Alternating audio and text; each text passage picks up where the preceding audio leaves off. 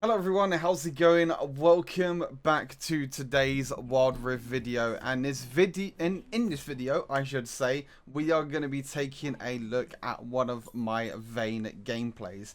Now, Vayne has definitely risen up in terms of, priority, in terms of tier list for AD carries because of the new items. In this game, I went for Blade Rune King into Solari Charge Blade. I think I went for either Static Shiv or Phantom Dancer afterwards. Very similar to my Vayne build from a week or two ago. But I'm going to be going a little bit in more depth of Vayne, obviously how to play Vayne and what the best things to do on her are. Now, in this game, it was a pretty wild game to say the least. It wasn't the most fun game in terms of my mental, but you know what? We did pretty good things in the end as well. Now, early on with Vayne, obviously Vayne is not the best early game champion. You do have to play a bit passive and try and farm up. I did kind of make a little bit of a misplay there when I was trying to tumble and trying to hit the Xayah. But I accidentally hit Janna on the thing. But this is something that I would not recommend. I'm kind of misplaying a little bit here. You should never tumble forward like I'm doing. I think you'll see now that my Nami actually types to me and actually says, look, stop doing that. Yeah, there you go. And I realized after this, I was like, wait, I'm actually making really, really stupid plays. So that's one thing that you should not do on Vayne. So that's tip number one. Never tumble forward like that on Vayne because you will die every single time. I just got a little bit lucky, I think. But the main thing is, like I said, with Vayne and laning phase is you kind of want to, make sure you're farming up, make sure you play passive because you don't do the most amount of damage. If you can get into the late game, you will do a lot of damage. Now, there was a good trade. That wasn't a bad trade there because we were able to get a little bit of extra damage. And as you can see here, we're able to get the Janna and get the first blood. So Nami went a bit too far forward, but baited in the Xayah. And you see how there I focused the Xayah first? That's a really important thing to note, is that you always want to focus the AD carry every single time. As you can see, the Camille jumps in as well, and we get a nice, easy double kill on the duo lane. But you see there, I wasn't attacking the closest champion, which was the Janna. I was making sure I focused the Xayah. Now, this is quite an important thing when trading in laning phase, is that you always want to try and focus the AD carry at all costs. Unless they're like, really, really far away and you can't actually reach them, then that's a bit of an exception. But when it's a situation like this, mostly all the time you want to focus the AD carry. As you can see, in that situation, I was able to get a lot of damage on the Xayah. So even though my Nami was low, so was the Xayah. And then Janna stepped too far forward. He got a kill on Janna. And then the Xayah also stepped too far forward. And Camille was able to come and get that gang. So a nice early lead for us now. We got the Vampiric Scepter and the recurve bow in there as well. As you can see, we can kind of step a little bit far forward now because we do have a lot of damage and we do have a bit of better healing now from the Nami. As you can see, we can play a little bit more aggressive. Kind of shouldn't have really hit her away there. I should have maybe tried to get one more auto attack and then use my third ability. That's another thing you can do on Vayne. Zay gets a nice easy kill there. But that's another good thing with Vayne as well, is if you do get 2 auto attacks, your third ability can proc the third part of the W passive, which is the one that deals true damage every single time you deal 3 points of damage to that one target. So sometimes it's nice just to get a quick, easy trade. Just auto attack twice and then use the third ability to be able to get that nice, easy kill. Or nice, easy damage, I should say. Evelyn done a cheeky little flank onto us. Unfortunately, I wasn't able to save her. I was trying to actually condemn the Evelyn into the wall, but I kind of didn't really get a chance to. But I think the Nami was just dead anyway. So it's a little bit unfortunate. So now, in this situation, I kind of have to sit back now. I have to relax because I can't really do anything, which is a bit annoying. And I'm kind of being a little bit careful here of the Evelyn, because I know Evelyn still might be around somewhere. Because of her invisibility, it's really hard to track her sometimes. And she was still top lane last time. Obviously, with the dragon being up as well, it's kind of difficult. And you can see here, Xayah's going to push in the lane here. But we're going to go back to base and we're going to play it a little bit safer. Now, my team make a really interesting choice here to engage when I'm not there. And I believe, if I remember correctly from this play, is that they actually completely misplay. They get 1 kill, but I believe they all die for it. Even though I'm there. I mean, what they should have done here was actually gone towards the dragon. It would have been a much better play. But unfortunately, they actually completely misplay. I try and make a play here onto the Evelyn to try and get a nice, easy kill on her. And we do get the killing blow off on the Evelyn, which was really, really nice. Tried to get a little bit more damage here on the Corki. Kind of did a little bit of a bad trade, but I was able to kill the Corki in the end as well. But as you can see, my team are a little bit overstaying. I did overstep myself as well, but my team are definitely overstaying as well. And they should have really gone back to base and tried to go towards the dragon. Now, I make a really interesting play here that some of you might agree with, some of you might not agree with. But as you can see, they're still fighting in the top lane and no one is at the Rift Herald. So I make the play. I make the practical decision. I'm like, look, you know what? They're all going to fight top lane. They're all going to die top lane. I'm not going to be able to get there in time. So what I'm going to do is I'm going to take the Rift Herald instead. And obviously they're still fighting top lane. They're still doing their crazy shenanigans top lane. They're all flaming me because of, you know, they thought that I should be there to fight. But in my opinion, that was the best play to do. And I still believe that it was the best play to do. Sometimes you don't need to fight around dragon now because the Rift Herald spawns at the same time. You can trade dragons for you can trade Rift Herald for the first dragon.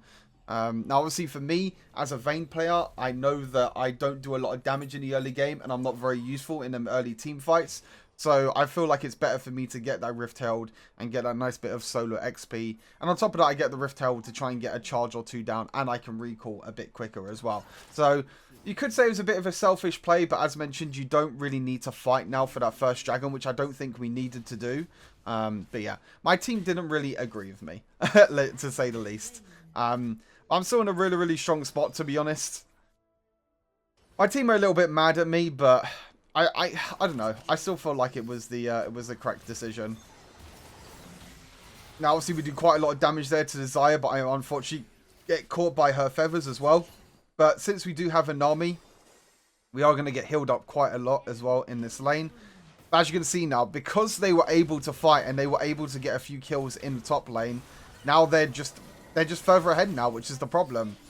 And that's the problem that I was talking about before, is that with this team, if we keep fighting, we're just going to lose every single fight, especially because all of our ultimates was down. We were low on HP. That's why I thought it was the better option to just sit back and just get a few, get the Rift Herald in the bot lane. As you can see there, we got a nice, good trade-off with the Janna, which is really, really nice. Unfortunately, I proc my Rift Herald here, but there's nothing that I can really do. I think I flash into the package there. But with this play and me using this Rift Herald top lane, Zed is able to get the mid lane tower. So overall, not a bad trade. We use the pressure of the Rift Herald in the top lane to be able to let our Zed get the mid lane tower. And to be fair, mid lane tower is the most important tower in the game to get, because it just opens up the map so much more. Obviously, Camille gets a nice trade in the bot lane as well. Yeah, as you can see, like, when you get a few items or when you feel a bit more confident, especially with your ultimate with Vayne, you can definitely win 2v2 trades. But it's just in the really, really early game, it's really a struggle. When it's like levels 1 till 5, it is a bit of a struggle. But once you reach that level 5, and once you get them items, you can get in a pretty strong spot. As you can see, we won the 2v2 there. Oh. Yeah, not too bad overall. As you can see, I'm going in now onto the Janna. I'm not Janna, sorry. The Desire again. We're able to get a nice, quick, easy kill onto her. I knocked the Evelyn away to make sure that I don't die at all. And we were able to survive. And at the same time, we also got bot lane tower. So overall, I feel like we're in the lead at the moment. We got mid lane tower. We got bot lane tower. They have no towers. We're ahead on kills as well. And we're in a pretty decent lead, which is not that bad. This is why I was saying, like, the Rift Herald, I feel like was a better play than get the dragon, especially because it was only the mountain dragon as well. But now we got the Blade Rune King, we got the Solari as well. We're in a really, really strong spot now. We've got our 2 items that make us insanely strong, in my opinion. And at this point, they just need to kind of defend me, sort of thing, because with Vayne, you can kind of 1v9 sorry, when it comes to the late game, because you do deal a lot of damage. But my main point here was to push out mid lane. Obviously, my top lane, there's 3 people top lane at the moment. So my main protocol was to push out mid lane. As you can see, I'm pushing out mid lane. And with me pushing mid lane, it creates that bit of pressure in mid lane. So they can't actually, look, you see how they're all moving back to mid lane now? Because they weren't able to make a play in the top lane. Now, unfortunately, I make a bit of a misplay there. I try and catch onto Desire But unfortunately, there was nothing that I could have done there. I kind of stepped a little bit too far forward, to be honest. I feel like I could have actually done something there. But in the end, my team were able to clean up quite nicely. Now, obviously there, the reason why I went is because I saw the Xayah and I thought I could have made a play for the Xayah. Obviously, I didn't realize that they were going to rotate from top lane to mid lane that quickly. One of them, you know, in hindsight moment sort of thing is like, would you make that play, would you not? Now, I buy TP here.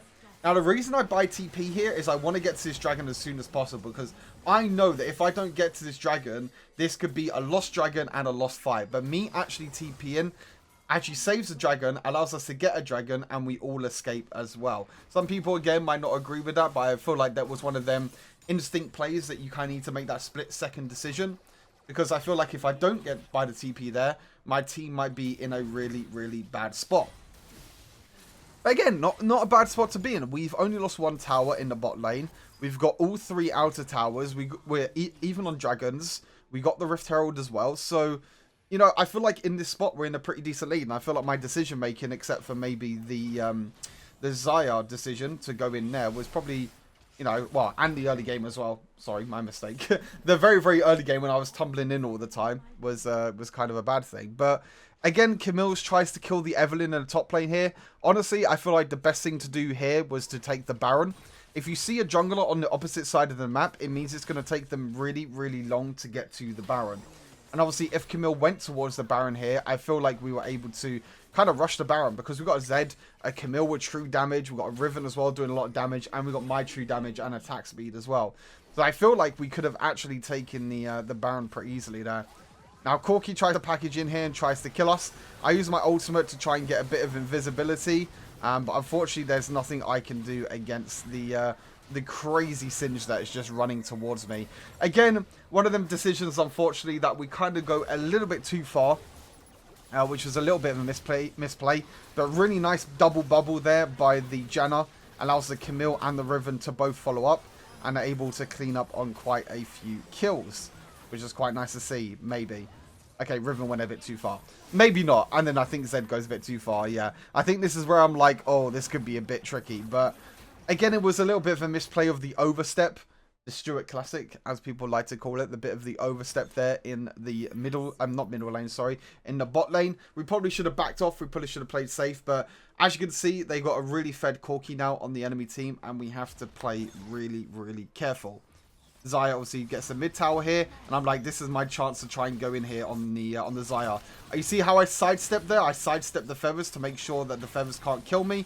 I killed a Xayah, but I die to the Evelyn, which is a little bit unfortunate, but I just want to quickly go back there and show you what I did there. A kind of a good way to play against Xayah. You see when Xayah ultis here, if I keep walking towards the Xayah, when she lands on the floor here, so if I keep walking towards the left, like here, if I walk in this direction towards the left, then I'm probably going to get caught by these feathers. But you see my movement here? This is probably what you want to do most of the time against the Xayah. You don't want to walk forward. You want to walk a little bit to the side. So then once she recalls her feathers, she won't be able to obviously root you and stun you with the feathers. But 1-for-1 trade overall. Not the worst play, but it could have honestly gone 20 times better, to be fair with you. It could have gone a lot better. But we go for the Phantom Dancer this game. I remember this game now. We go for the Phantom Dancer because I do realize that they have a Corki, they have an Evelyn, and they have a Xayah that can all do a lot of damage to me. So I take the, I take the Blade of Rune King to, not Blade of Rune King, sorry, the Phantom Dancer to get that bit of a shield. Now, I believe we just kind of wait here for the dragon to spawn, which is the Infernal Dragon, the next dragon to spawn. My team are getting a little bit caught, but I believe they do kill the Evelyn here. And as soon as they kill Evelyn, you see my ping straight away, straight onto Baron. We can easily take the Baron here because Evelyn is there. But once again, unfortunately, Camille was on the wrong side of the map, which is a little bit unfortunate. Which I feel like Camille maybe done a couple of times this game.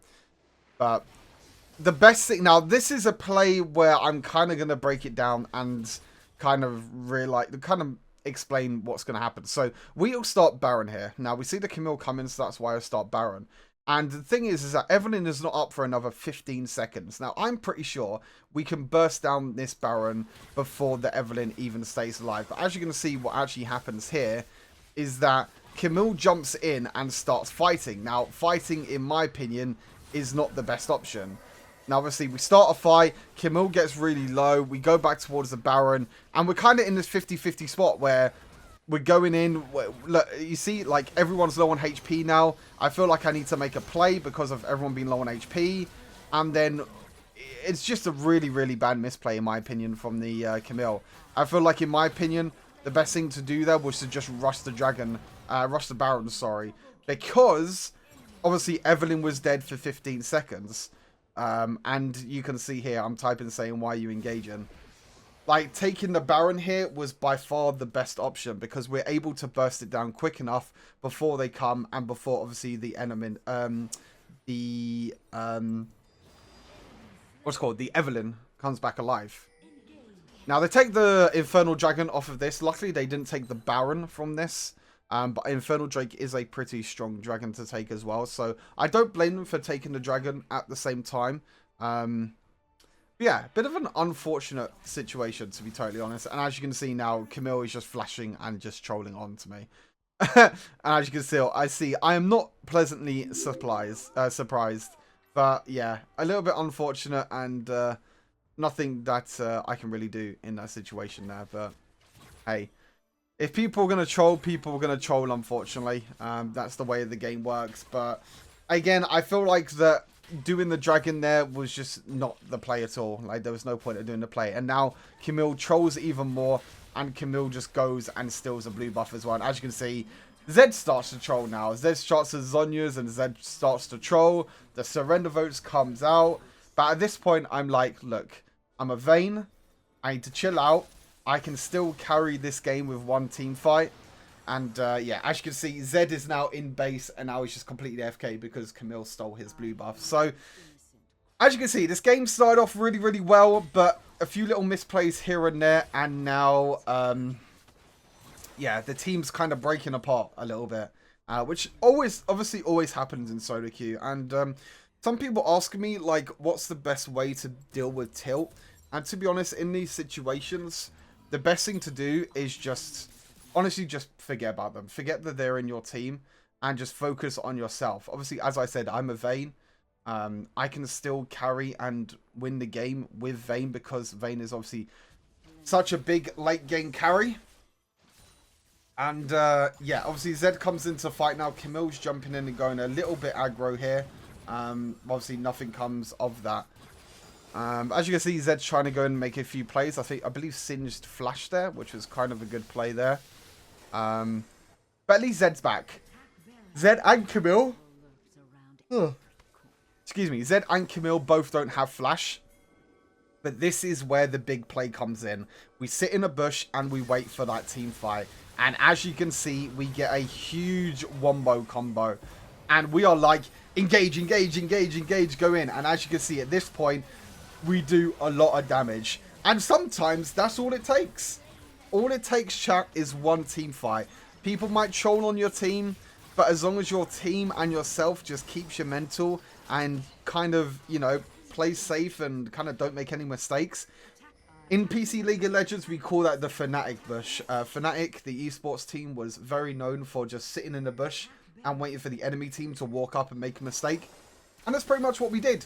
We sat in the bush, we used the Oracle lens, the red oracles, to make sure that they didn't have any vision. They walked up towards the bush, and then we used the combo to obviously kill one champion. And at that point, it's a 4 versus 5, so we can engage and we can go pretty much ham at the end of the day. And there you have it. That is the end of the game, and that is us taking the victory. So, really shows that Vayne, obviously levels 1 to 5 can be very, very weak. But after that, she can be really, really strong. Thank you all for tuning in into this breakdown of Vayne. I'll be doing more clips like this or more gameplay or rundowns like this throughout the week as I am currently away. So I'm pre-recording all of this in advance. But yeah, thank you guys all for tuning into this video. I hope you all enjoyed. I'll see you all very soon. Take care. Peace.